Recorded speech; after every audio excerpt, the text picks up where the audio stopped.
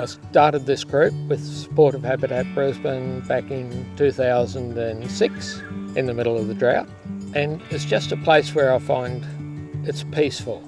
The other thing I love doing is just finding what's living here. I've identified 52 bird species on the mountain, 48 butterfly species, 11 solitary native bee species. So there's lots of things. I'm always finding something new, always learning something new, and I regenerate my energy by just coming out in the bush.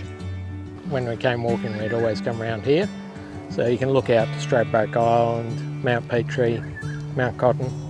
I can now come and sit at Jude's favourite spot, and that's part of the reason I keep doing this. Jude actively supported me in this for years, and so I keep it up.